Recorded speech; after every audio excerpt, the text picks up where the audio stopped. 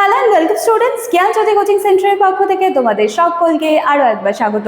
আলোচনা করব আজকে আমরা অ্যাপ্রোচেস টু টিচিং, ঠিক আছে, যার মধ্যে কিন্তু আমরা দেখব যে টিচার সেন্টার্ড এবং স্টুডেন্ট সেন্টার্ড, ঠিক আছে, শিক্ষক কেন্দ্রিক বা শিক্ষার্থী কেন্দ্রিক, এই হচ্ছে পুরো বিষয়টা। এই হচ্ছে আজকে আমাদের ক্লাস বা আলোচনার বিষয়। তোমরা যারা চাইছো আমাদের সাথে যোগাযোগ করতে, এখানে দুটো কন্ট্যাক্ট নাম্বার দেখতে পাচ্ছ, যে কোনো একটি নাম্বারে কল করে আমাদের সাথে কিন্তু যোগাযোগ করে নিতে পারো, ঠিক আছে। চলো এবার আমরা আলোচনার বিষয়ে ফিরে আসছি। দেখো, অ্যাপ্রোচেস টু টিচিং মানে কি? মানে শিক্ষাদানের পদ্ধতি। আচ্ছা, তো এখানে কি বলা হচ্ছে যে শিক্ষাদানের পদ্ধতি বা অ্যাপ্রোচ বলতে বোঝায় যে শিক্ষক কিভাবে শিক্ষার্থীদেরকে পড়াবেন বা শিক্ষক কিভাবে শিক্ষার্থীদেরকে শেখাবেন। আচ্ছা, তার সামগ্রিক ধরন বা কিছু টেকনিক্স তো ডেফিনেটলি রয়েছে। তো মূলত দু ধরনের অ্যাপ্রোচ এখানে দেখতে পাওয়া যায়, ঠিক আছে, দু ধরনের অ্যাপ্রোচ এখানে দেখতে পাওয়া যায়। একখানা কি রয়েছে টিচার সেন্টার্ড অ্যাপ্রোচ এবং আরেকটি কি রয়েছে স্টুডেন্ট সেন্টার্ড অ্যাপ্রোচ। তাহলে কিভাবে শেখাবেন শিক্ষক শিক্ষার্থীকে, কিভাবে শেখাবেন, দুটো টেকনিক রয়েছে বা তার দুটো সামগ্রিক ধরন বা কৌশল রয়েছে। কি কি? টিচার সেন্টার্ড অ্যাপ্রোচ আর স্টুডেন্ট সেন্টার্ড অ্যাপ্রোচ। ক্লিয়ার? চলো এবারে দেখি এক এক করে কি বলছে। দেখো, টিচার সেন্টার্ড অ্যাপ্রোচ এখানে কি বলা হচ্ছে, নিশ্চয়ই শুনে কি মনে হচ্ছে শিক্ষক কিন্তু এখানে মূল ভূমিকাটা পালন করবেন। আচ্ছা, এই পদ্ধতিতে শিক্ষকই প্রধান কেন্দ্র, যেটা দেখো আমি যেটা বলেছিলাম, শিক্ষক জ্ঞান প্রদান করেন, শিক্ষার্থীরা সেটা গ্রহণ করেন এবং ক্লাসরুমে নিয়ন্ত্রণ এবং সিদ্ধান্ত গ্রহণের ক্ষমতা সমস্ত কিছু টিচারের হাতেই থাকবে। যার জন্যই তো বলা হচ্ছে টিচার সেন্টার্ড, শিক্ষককে কেন্দ্র করে হবে, শিক্ষককে কেন্দ্র করে। আচ্ছা, বৈশিষ্ট্য কি?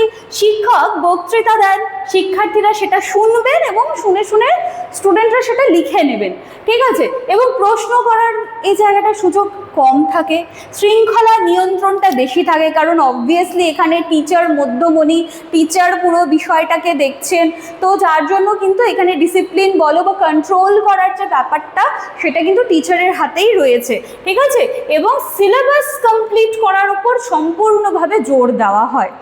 একখানা ছোট্ট উদাহরণ দেখে নিচ্ছি। একজন শিক্ষক পুরো সময় বোর্ডে লিখে বা লেকচার দিয়ে পড়াচ্ছেন, ছাত্ররা সেটা চুপচাপ করে শুনছেন, এটাই টিচার সেন্টার্ড অ্যাপ্রোচ। এখানে কিন্তু স্টুডেন্টরা সেই স্কোপটা পাচ্ছে না, মানে খুব একটা পাচ্ছে না, বা প্রশ্ন করার যে সুযোগটা রয়েছে যে স্যার আমি এটা বুঝতে পারছি না, এই জায়গাটা কি রয়েছে, ঠিক আছে, এই জায়গাটা কিন্তু একটু তারা জায়গাটা কম পায়।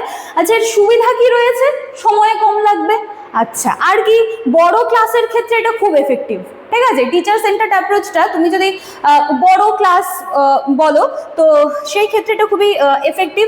এবং এই ক্ষেত্রে দেখা যায় যে যেহেতু সিলেবাসের উপরেই ফোকাস করা হচ্ছে বা নোট বলো বা হচ্ছে পুরো ডিসিপ্লিনে থাকছে পুরো ক্লাসটা, তো এই ক্ষেত্রে কি হয়, সিলেবাসটা তাড়াতাড়ি শেষ হয়ে যায়।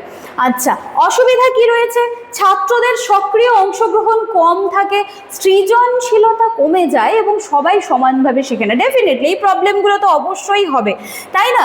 দেখো, যেখানে হচ্ছে বাচ্চাদেরকে সে স্কোপটা দেওয়া হয় না যে আমি কিছু পড়াচ্ছি, তোমরাও এটাতে যোগদান করো, তোমাদের প্রশ্নগুলো আমাকে করো, বা কি ভালো লাগছে কি ভালো লাগছে না তোমরাও এটাতে পার্টিসিপেট করো, তখন কি হয় যে ক্লাসটা কিন্তু অনেক বেশি ইন্টারেস্টিং হয়ে যায়। তারাও কিছু না কিছু হচ্ছে প্রশ্ন করে বা তাদেরও কিছু মতামত থাকলে তারাও কিন্তু এক্ষেত্রে তারা দিতে পারে।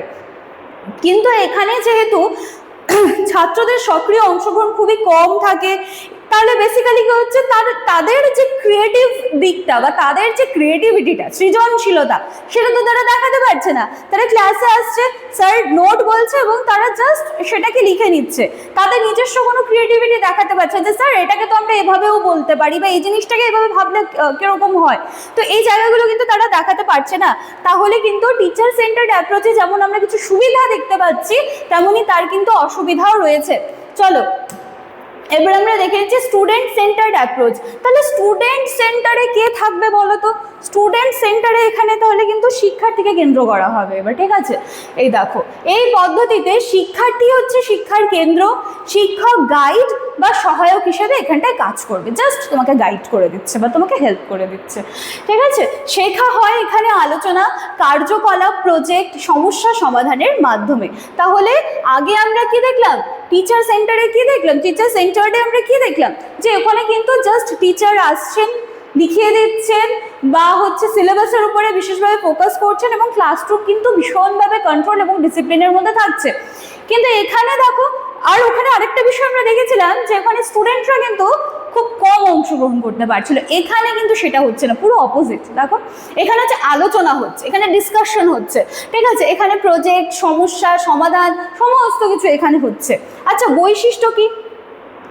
গ্রুপ ডিসকাশন, প্রজেক্ট অ্যাক্টিভিটি, প্রশ্ন উত্তর, শিক্ষার্থীর মতামতের গুরুত্বকে এখানে কিন্তু অবশ্যই প্রায়োরিটাইজ করা হবে এবং তার যে অভিজ্ঞতা হচ্ছে বা কিছু করতে গিয়ে, কিছু পড়তে গিয়ে সে যদি হাতে কলমে সেই বিষয়টাকে শিখছে, সেটার মাধ্যমেও কিন্তু সে শিখতে পারছে, ঠিক আছে? এমন না শুধু বই পড়ছে। দেখো বিভিন্ন ধরনের প্রজেক্টগুলো যখন চলে আসে তখন কিন্তু শেখাটা আরও ইন্টারেস্টিং হয়ে যায়। আচ্ছা, উদাহরণ দেখে নিচ্ছি যে টিচার একটি সমস্যা দিলেন, ছাত্ররা কি করলো? সেটাকে গ্রুপে আলোচনা করলো, গ্রুপে আলোচনা করে সেটা সমাধান বার করার চেষ্টা করলো। আচ্ছা, গ্রুপে আলোচনা যখন হয় তখন ধরো যে একটা গ্রুপে 4 জন রয়েছে বা 4 করে দুটো গ্রুপ করে দেওয়া হলো, বা চলো একটাই গ্রুপ রয়েছে, 5 জনের 10 জনের একটা গ্রুপ রয়েছে। তো যখন সেখানে 10 জন স্টুডেন্ট ইনভলভ হবে তখন কিন্তু সেখান থেকে 10 রকমের মতামত উঠে আসবে এবং প্রত্যেকটাই কিন্তু দেখা যাবে যে কিছু কিছু সিমিলারিটিস রয়েছে, কিছু কিছু কিন্তু ডিফারেন্সেসও রয়েছে। তাহলে এখানে কি হবে? বাচ্চাদেরকে সেই জায়গাটা দেওয়া হচ্ছে যে তোমরা চিন্তা ভাবনা করো, ঠিক আছে? এবার তোমরা কিভাবে ভাবছো সেই বিষয়টা নিয়ে, সেই জায়গাটাও কিন্তু তাদেরকে এখানটায় দেওয়া হচ্ছে। তাহলে এটা একটা খুব ভালো শিখতে পারছে এই জায়গাটা থেকে, ঠিক আছে? এবং সব থেকে ইম্পর্টেন্ট কথা, তাদের যে সৃজনশীলতা রয়েছে তারা এই জায়গাটা সেটা কিন্তু দেখাতে পারছে।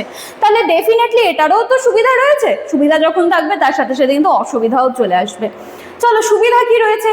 অবশ্যই শিক্ষার্থীর আত্মবিশ্বাস বেড়ে যাবে, সৃজনশীলতা, চিন্তা ভাবনা এগুলো গড়ে উঠবে এবং সে যেটা শিখছে সেটাকে কি বলবো, যে সেটা লং টার্মে শিখছে সেটা, ঠিক আছে? কারণ সে সেখানে নিজেই ইনভলভ, সে তার নিজের ইন্টারেস্টে শিখছে সেই জায়গাটা। অসুবিধা কি রয়েছে? সময় বেশি লাগে, বড় ক্লাসে তো এটা করতে গেলে একটু টাইম টেকিং হয়েই যাবে, তাই না? এবং সব শিক্ষক কিন্তু দেখা যায় যে দক্ষ নাও হতে পারে এই পুরো বিষয়টাকে হ্যান্ডেল করার জন্য, ঠিক আছে?